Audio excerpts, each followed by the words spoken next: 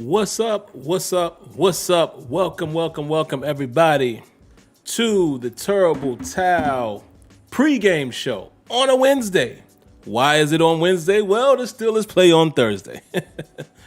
But as I can see, guys, not a whole lot of you guys in the chat as of yet. I know we're not used to shows popping up on Wednesday. I know. So I'm just, piddle around for a few seconds, man, just to allow a few more of you guys to get up in here before I start talking and things of that nature. Hope everyone is doing well tonight. But like I said, man, we're normally not used to seeing a pregame show on Thursday because Steelers don't usually play on Thursday. Well, every team does, but you know what I mean. It's not the normal weekly routine. So let's just give it a few moments, man, for a few more people to get up in here. But for you guys who are in here already, how's your night going so far? Let's get some interaction going really quick, man, before I dive into my keys to victory. It's gonna be a quick show, guys, and I mean that tonight. I'm not gonna be long at all tonight. Not gonna be long here tonight, and we'll definitely talk about the current injuries and things of that nature. And then, like I said, I'll give you my keys to victory. But hopefully everyone is doing well tonight. Hope you guys are enjoying your evening. And hopefully still the nation will get up in here sooner than later. But all right, we got a few more people in here now, man. So let's go ahead and let's talk about maybe an off topic really quick, and then I'll dive into my keys to victory. But I'm going to say hello to the early commenters. Going to say what's up to Cody, Vista Light, A Sincere Review, Eric McDuffie, Rajon 39, Big Brother Floyd in the building. What's up, Floyd? We a little slow here tonight because it's Wednesday. So we don't have the extremely large crowd, man. But I got to do the pregame show tonight because we have a game tomorrow.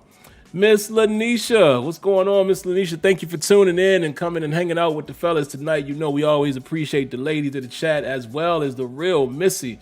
What's going on, Miss Lady? Appreciate you as well coming through and hanging with the fellas tonight. And this is going to be a quick one. And I mean it this time. I know y'all gonna probably say, man, you say that all the time, but nah, I mean it this time. But let's talk about a quick off topic really quick, man, and as I allow a few more people to get up in here. Kenyon sent me something earlier, man. Apparently, there's talk again about Russell Wilson and possibly being traded and saying that, there's rumors out there, and apparently Russell Wilson is open for playing with the following teams: the Giants, the Saints, and the Broncos. Okay, again, this is a rumor. Those are the three teams right now that he would be open for playing for. So again, a lot of you guys would like to see Russell Wilson in Pittsburgh. I wouldn't mind that either. But if there's any truth to this rumor, remember earlier in the season, he was kind of talking about it. Was that last year? I think it was earlier this season. He was kind of saying which teams he would play for, yada, yada, yada. But I just wanted to discuss this really quick. The Giants.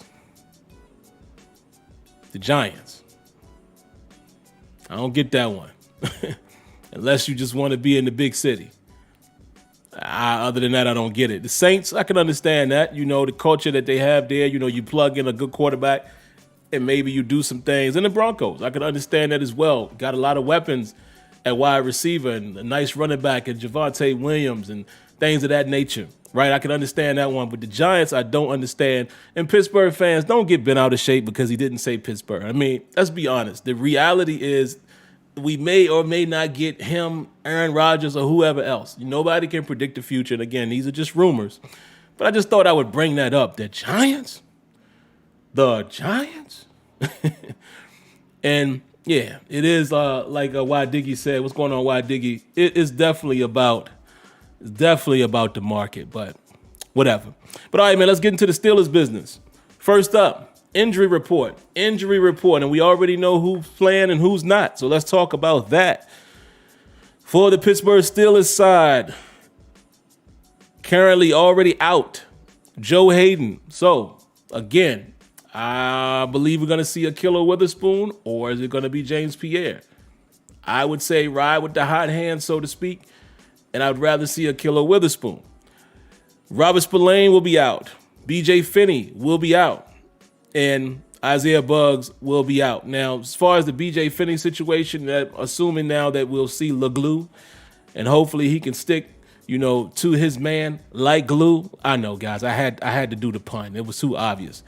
But I'm pretty sure we're going to see Lagu as well as Akilo Witherspoon. So we're going to see these two guys who were kind of some of the unsung heroes stepping in and filling in on Sunday against the Ravens. We're going to see these guys again, I would assume. The Isaiah Buggs situation, again, that's not no surprise to me in terms of if I feel a certain way about it. Absolutely not, because another unsung hero I'm sure we will see again in Montravius Adams. So there you have it. We could expect to see those same three guys again tomorrow night against the Vikings. As far as the report, we already know who's out, but of course Cam Hayward did practice in full, Trey Turner practiced in full, Chase Claypool practiced in full, as well as Ben Roethlisberger practiced in full. And that was today. Today is probably just a walkthrough of such. But we pretty much know who's going to play. Looks like we're going to go into the game pretty much with the same lineup and cast the guys that we had on Sunday. So I think that's going to be a good thing on a short week. You don't install so much. I even heard Ben Roethlisberger say that, you don't really install so much. You kind of just pick out the key things that you want to execute, things that are going to work well. You're going into a hostile environment, being that it's on the road, things that you can run well with communication, silent camp, things like that. So there you go. Somewhat vanilla plan, but, not necessarily. Just not really any new installs. Now, as far as the Vikings, people who they already classify as out, let me get to it. Adam Thielen. So we do not have to deal with Adam Thielen. He will be out. Christian Darrisaw. He will be out. Running back Dalvin Cook. My man Dalvin Cook is questionable. Blake Lynch, questionable, and their safety, Cameron Bynum, questionable. Now, that's questionable on Dalvin Cook could be interesting. If him and Thielen are out, then, the Steelers can really focus their efforts on other players, and I will actually tell you here in my keys to victory who Kirk Cousins like to go to quite often, all right? So as far as my keys to victory, like I said, I'm just going to run these off, guys. I'll spend a few moments in the chat after that. And then we're out of here, quick in and out. So my quick keys to victory, if I could pull them up here, give me a second. And I watched it earlier today. So let me just preface this by saying I didn't, it's a short week. We did the show last night. I didn't get an opportunity, man, to break down and dissect the film. I mean, listen, I work like everybody else. Worked my 8 hours today. Me and my son went off and got had haircut appointments tonight. Just did that, came back and ate dinner. I mean, so basically letting you guys know I was able to watch the condensed version of the game, but I did not get the opportunity to break it down in full. So I'm just going to give you the things that I saw from an eye test standpoint against the Detroit Lions that are some things that we should look at. Again, same situation. They're in a short week. They're coming off of a division opponent game, a hard-fought game. So we're kind of in the same situation. So we're probably going to see a pretty similar attack as far as them doing what they're comfortable with and things of that nature. So here are my little notations here. They run a ton of play action. I have not watched the Vikings this entire season. I may have seen one game of them early in the year, but I don't really recall. What game was that, man, that went to the wire with them? Was it them and the Cowboys or one of them games? I don't know who it was. It was somebody like that. It was either the Vikings and the Cowboys or the Vikings and the Packers or somebody. It was a relatively decent team if I remember correctly. I can't remember who it was, but I did watch that game. But that's the only game of theirs I watched outside of the game I watched earlier today, which was last week's game or Sunday's game against Detroit. And I can tell you right now, boy, they run a lot of play action. And the reason why that's important is what is one of the things that's plagued the Steelers in a lot of these games that we lost, and a lot of these games where we felt like the secondary looked like Swiss cheese, and a lot of these games where we left the middle of the field wide open. What was it? It was play action. So defensively, I feel like the Steelers are going to have to just be on their square. They're going to have to be detail-oriented. They're going to have to execute. They're going to have to communicate because Kirk Cousins runs a ton of play action. Again, just go watch that game if you get a chance. Go watch even the first half against the Lions, and you're going to see boatload of play action. Also notated here, Madison is a very capable runner, so let's not get it twisted. I mean, Dalvin Cook is Dalvin Cook. Y'all know I know all about him. But Madison is a very capable runner. So let's not get it twisted. You know, this dude has the ability to run the football and run it well as well. He had some moments against Detroit. Here's another notation I have here offensively, and this is the reason why you see Deontay Johnson and Ben Roethlisberger as my thumbnail.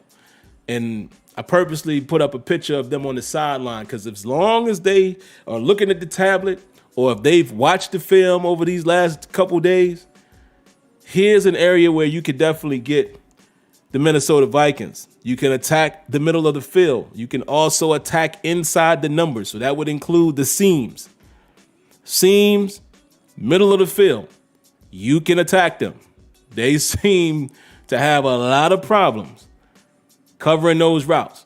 Again, inside the numbers, down the seams, middle of the field. Not saying that you can't go outside the numbers. Again, I'm just going off of what I saw in this last game I watched a little earlier.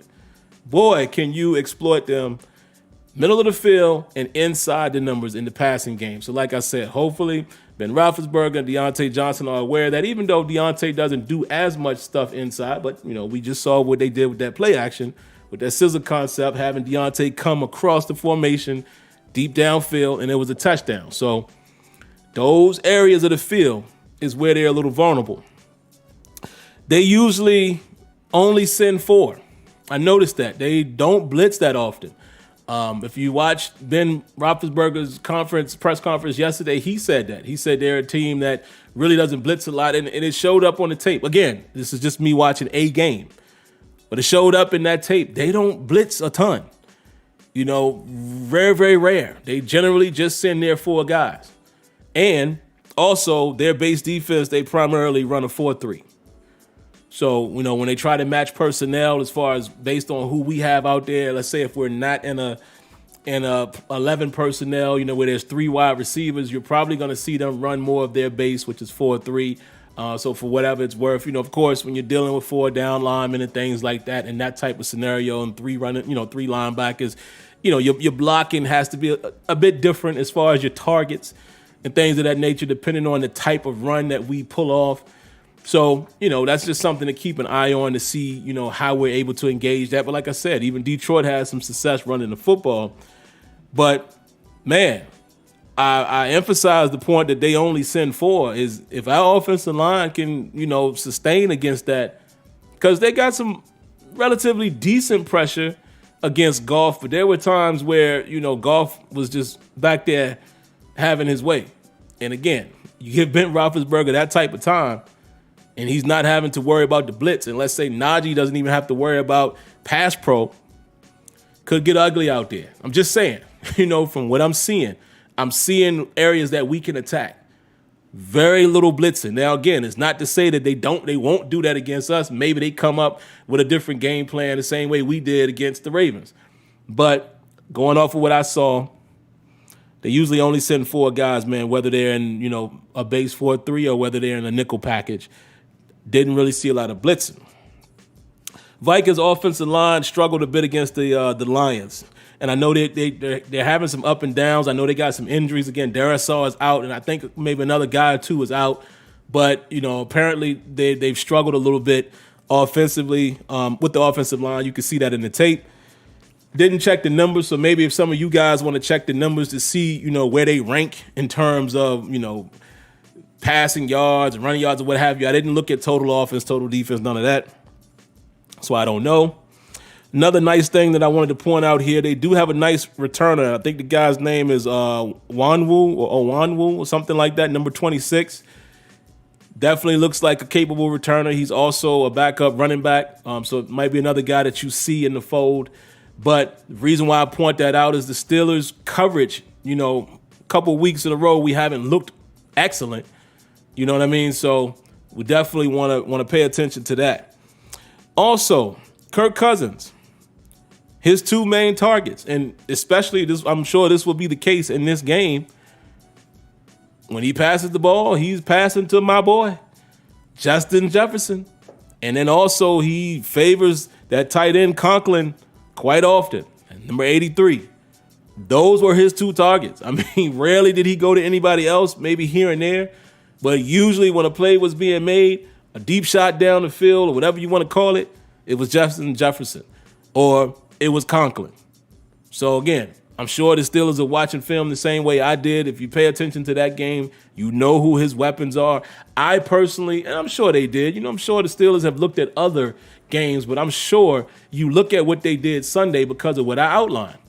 Short week, you're probably going to see somewhat of the same game plan, and Thielen is out. So really not, in my opinion, you focus more on tape where there's no Adam Thielen. And in this game, Adam Thielen went down relatively early, so you were able to see who they go to when Thielen is not out there. Now, again, if they have to game plan around Thielen not being in the game, maybe they have a different plan as far as getting some other guys the ball. But clearly you saw who the main targets were without an Adam Thielen.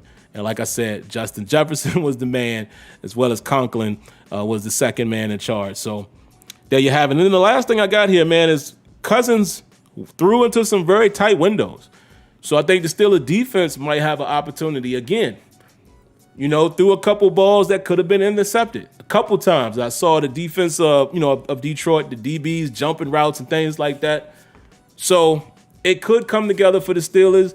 You would have to expect that we have a very solid pass rush and a TJ Watt and an Alex Highsmith and whatever we're getting up front from Cam Haywood and, Adams when he's in the game, the Taco and whoever we're going to rotate in and out. But like I said, looking at what I saw in this game, I see that the Steelers may have an advantage in the pass rush game, and Kirk Cousins throwing into tight windows. You could see an opportunity where maybe the Steelers DBs get some opportunities. But where the Steelers are going to have to be careful is that play action. Play action is a primary weapon for Kirk Cousins, especially how they played this past Sunday. So, do I think the Steelers have a chance to win it? I do. I didn't see anything from Minnesota that made me feel as if it's not a winnable game. That's not a knock or disrespect to Minnesota, but I just didn't see much that I don't think the Steelers couldn't play with. I could very well see a game similar to what they just played. Steelers winning at 27 or 29, 27, something like that. But, Steelers might have an opportunity to blow it wide open, actually. Because like I said, inside the numbers and those seams, man, yeah, they were vulnerable. They were very vulnerable in those areas. Man, this would be a great game to put Chase Claypool inside. Would be a great game to do that and let him work. Get Freiermuth involved downfield. Let him work. Their cornerbacks, they're going to have a tough time from what I saw with Deontay Johnson. He's going to be a problem. So like I said, man, from what I saw, their pass rush, they can get there, but they're missing some guys. And it all depends on who they have on the field. But I know there's a couple guys that's going to be out that's generally starters. But the fact that they're only sitting 4, if a guy from the Vikings, the defensive front wins here and there, I mean, it's the NFL. But I think we should be able to handle that with our offensive line. And like I said, give Ben Roethlisberger the time, then I think this could be a game that they could blow it open. And y'all know I don't usually say that much. But looking at what I just saw, and it's fresh. I just watched the game about 2 hours ago. Yeah, I see the Steelers have advantages on both sides of the field. So, could be a win. But again, you know how I feel about these Steelers and how I feel about this team. It is not going to surprise me if they struggle or if they don't win, because we have been a very up and down team this entire season, and we also don't put up a lot of points. So we shall see, as they say. But all right, man, those are my keys to victory. Let me read a few of you guys' comments, and then we'll get up out of here. How about that? It's only been on here for 21 minutes. That's great. See what y'all got. In the Green says, Devin Bush looked like he was a step faster last game to me. He did. Listen, I said it on the post-game show. I don't know if you were here for that, but I said it Sunday. Devin Bush played a great, not great, timeout.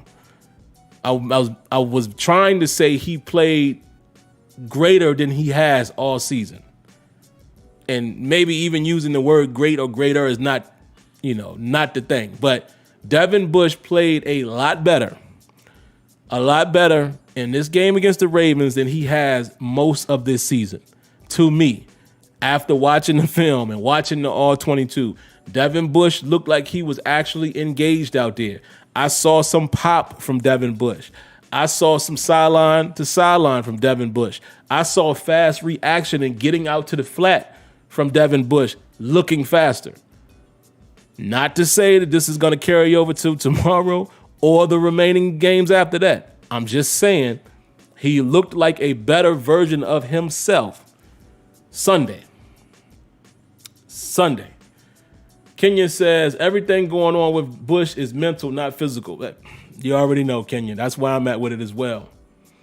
King Savani says, Akilo needs to just relax and play his best ball, take some pressure off of Edmonds, and we'll be fine on the back end. Okay, we shall see. King in the North says, hey, Sim, if Cousins is dink and dunk in the first few drives, that means he's not trusting the O-line when he feels comfortable. He will stand in the pocket and roll on play action or pass deep. Our pass D is horrid. Yeah, like I said, we're going to have to be disciplined. We're going to have to be disciplined because Kirk Cousins, again, if I'm just going off of what I just saw, they're going to play action us to death. And the Steelers have not been the greatest against play action. So, shall see. Captain Spartan says, just wanted to say, no matter what, this is going to be a close game because the Vikings have played everyone close. Justin Jefferson will go off no matter what. Just limit him to under 200 yards preferably. Yeah, it's probably going to be a close game, man. It more than likely it will. I saw some opportunities where the Steelers might be able to blow it open, but again, we're talking about this year's Steelers that haven't really done that against anybody, or we haven't started to turn our points on. It's almost like we go into the fourth quarter and we literally cut the switch on and say, okay, let's score now. That Chargers game, how do you score that many points in a quarter? Just now on Sunday, against the Ravens, you go put up 17 points in the fourth. We can't keep doing that. And that's why I just don't have full confidence on us getting on top of anyone or blowing them out. I just don't see it. Tony said we might have to do the same setup tomorrow. Yeah, you might have to come on up here, brother. And we going over to Leonard's and watch the game, man, because it brought us a win last week. Why Diggy says, maybe the threat of getting benched lit a fire under Devin. Possible. Very possible. Very possible. Dust Thunder says, Kirk Cousins is 8-15-1 in prime time, and some of those were in Washington. Yeah, I read into those stats, but at the same time, I don't. Let me explain what I mean. I pay attention to the fact like, wow, that's interesting. When you're in these situations, this is what your record has been. But I don't believe that is a end-all, be-all, which is the reason why you could be 8-15-1, but you won some. Same thing with the color rush jerseys. People really believe in that. I don't. I just think it's just a happenstance. I don't think the jersey has anything to do with us winning. What else y'all got? A few more minutes, guys. I'll just be a few more minutes. 007 says, Ben just needs to run the shotgun more often. Okay. And like I said, I think we can run the football too on them. I saw the Detroit, getting some moderate runs against them. So we'll see. We'll see. But I think the blueprint is there. I think, from what I've seen on film, nothing about them scares me to where I feel like we can't execute. I think we should be able to execute. But again, who knows? Larry Monick says, will TJ get home against Cousins? I think he will. I think TJ will get home. TJ has the potential to get home 2 or 3 times, I think, against that offensive line. Because, watching the Detroit game, it was guys just beating those tackles crazy, like at times. Not every play, but it was times. And again, TJ Watt is a premier pass rusher. I think he has a chance to get home 2 to 3 times tomorrow. Beducci Man says, Sim, that backdrop looks amazing on my 65 Sony. That's what's up.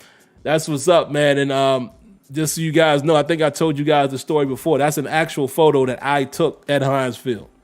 And it's one of my favorite.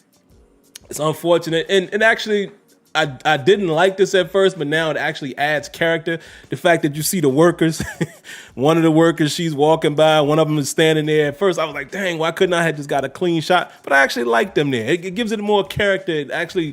It makes it feel more like it's a real picture versus something that you Googled or something. But yeah, this is a photo I actually took while at Heinz Field. And I got this photo at that time. I had no idea I would use it for this, but it was a great shot. And I'm glad and happy to hear that you got me up on your TV there, man. Appreciate that. Let's see what else we got. Few more. Anybody else I didn't read yet? How about this one? G Stack 434 says, do you all think we could get inside linebacker Cunningham from the Houston Texans? They released him earlier. Do you get him now? Or see, here's the tricky thing. Steelers going into 5 games, man. 5 games remaining in the season. Question would be does he bring value? And I don't know much about Cunningham. Honestly, I don't. I mean, I've seen him play, but I don't know enough to say go get him. I know it's an easy position for us to ask for somebody else because we've had some concerns with Devin Bush. But at this point, does he come in now with 5 games remaining? Well, actually, let's say 4, right? 4 games remaining because he's not going to play tomorrow. So do we get value out of that? Do we install enough? Does he learn enough in 4 games? I just don't know. I mean, unless the linebackers, I mean, literally, and I know some of y'all can say this about Bush, but unless they are literally doing nothing out there and you're down to your last resort, I don't see a team doing that. I don't see us doing that. Now, Dust Thunder just made a good point. If we win, we do get a mini bye. And that's time to make a run. He's right. But at the same time, what he's saying there too, that maybe that could give you a little extra time to install a guy like Cunningham. But I don't know. I just don't know if you sign a guy at this point that's, not like a must-have, if you understand what I'm saying. Let's see. Couple more, guys. Where we at? 29 minutes? Yeah, we're going to get ready to wrap this thing up here in a second. Cutboy 412 says, wanted Cunningham coming out of the draft. Okay. And I'm not saying, guys, to not get him. I'm just being open and honest with you guys. I don't really know much about his background. What else y'all got?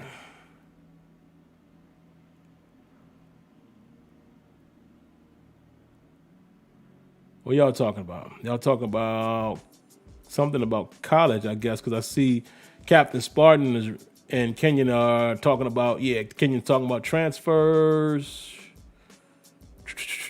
Spartan is talking about Drink London. Lanisha says, I like the virtual Heinz Field. It's a good picture.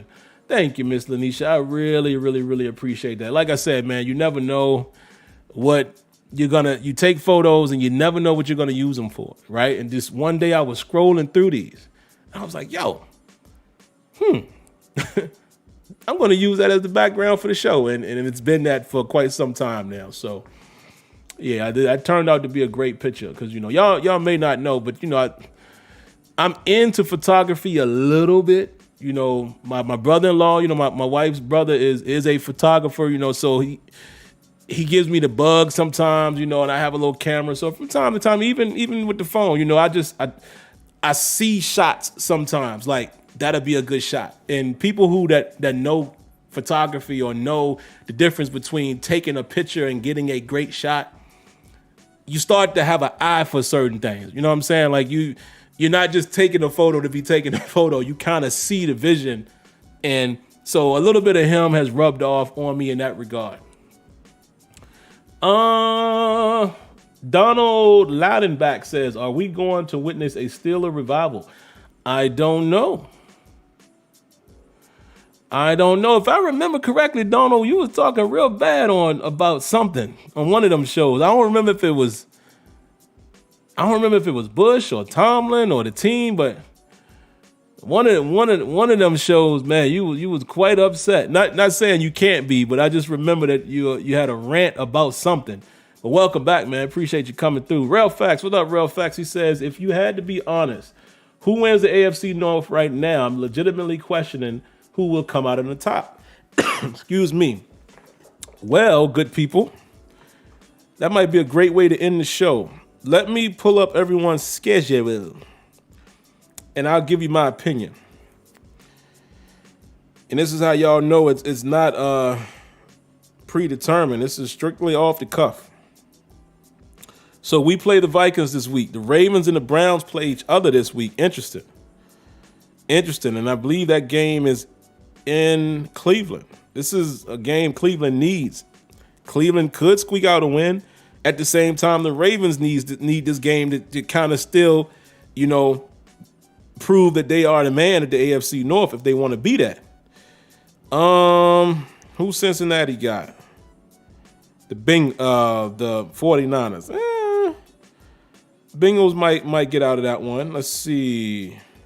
Week 15. I know right off the bat we play the Titans. Browns got the Raiders. That's a winnable game possibly for them.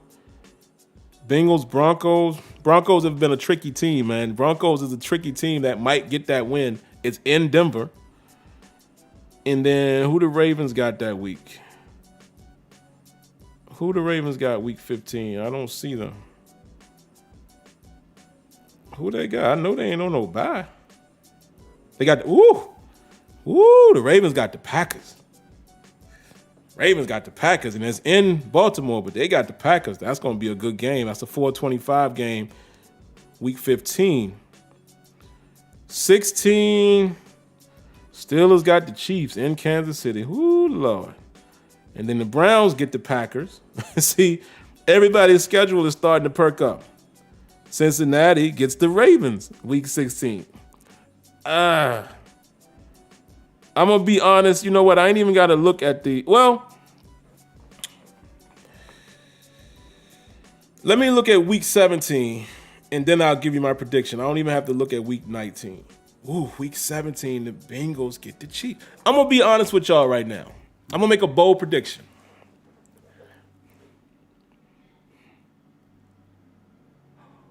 Who more than likely comes out of the North still? Ravens.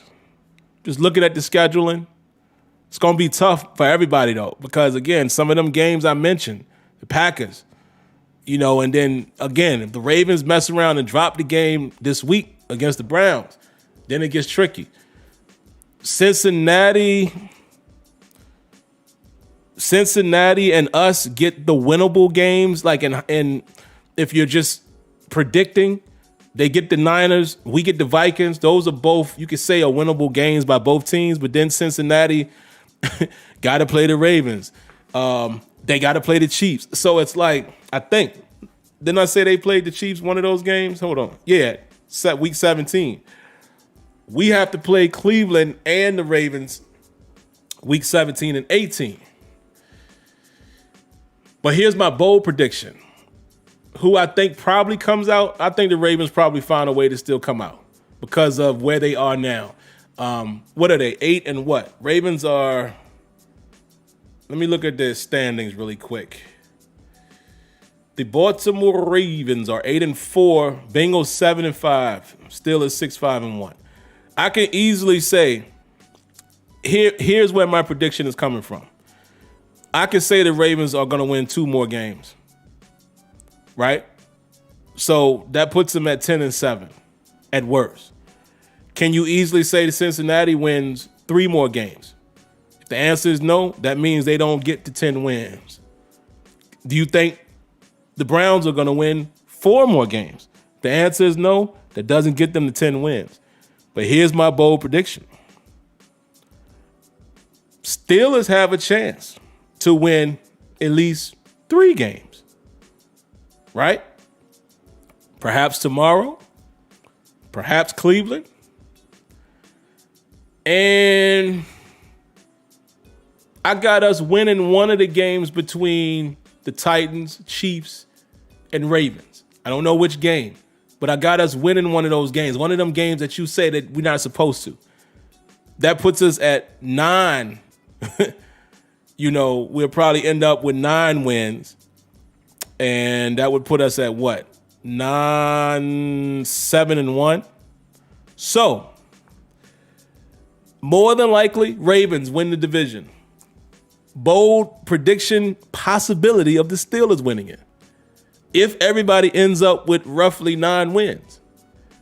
It's a possibility the Steelers wins it. Well, yeah, because I think we have more AFC games. Well, I don't know. See, if we all end up with 9, then the Bengals might edge us. But I'm going to just throw that out there. Let's say the Steelers mess around and can get themselves to 9 wins. And I think everybody else could lose a few more. That would be my bold prediction, is the Steelers somehow stumble and win the AFC North. But the more realistic is the Ravens will still get the North. That's it. And I see somebody saying us beating the Ravens again. Listen, we got to go to Baltimore. So, come on, man. We are 2-point of conversion away from not winning that game. So you can't go into it thinking that we're going to do that, especially if the Ravens need it. And yeah, you know what, Diggy might be right. You know, the Bengals probably still the team that can get it done though, because again, if we, let me just look at their schedule and then I'm gonna sign off, guys. You look at Cincinnati. Let me see. Let me get their schedule. Hold on. Cincinnati probably has the easier road.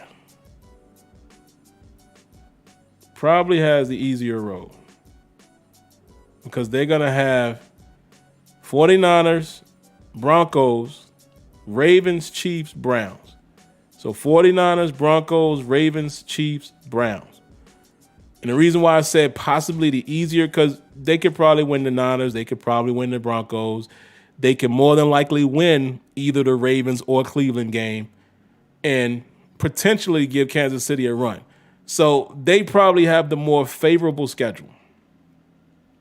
All of them are, fairly rough, but then look at Baltimore, Cleveland, Packers, Bengals, Chargers, Steelers. So you could say that schedule is a little tougher.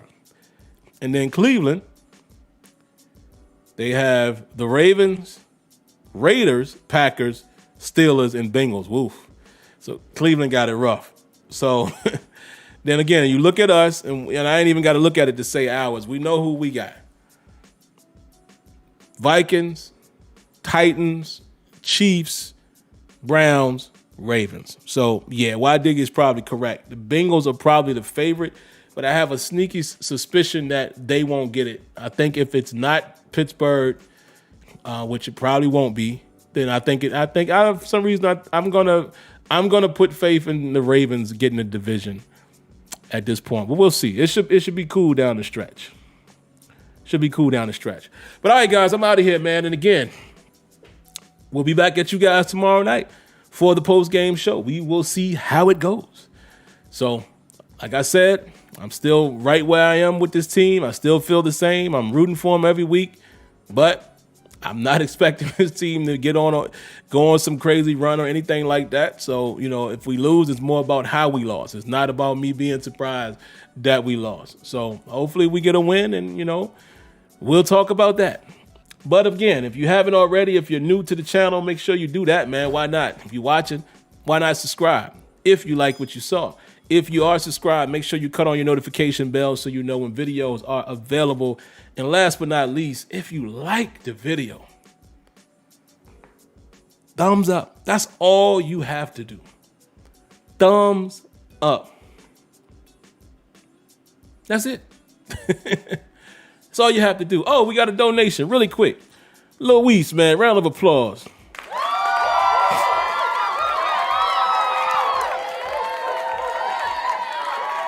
My man Luis says, is there any reason why Zach isn't starting? I think the only reason is just chemistry.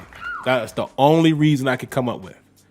Because there's no proof that Chooks plays better than him or he plays better than Chooks. We never really got that chance to see it, remember? Zach Banner got the start last year, but remember Tomlin kept saying it was a toss-up. But we have no proof who's actually better. But I think the only reason why he's not playing is just chemistry. That's it. That's it. That's the only thing I can glean from that, coming off the injury. But all right, guys, catch y'all later. Hit that like button. Y'all be safe. God bless. Good night. Thank you for tuning in to the Terrible Towel pregame show, and I will see you guys again mañana following Steelers at Vikings. See you then. Peace.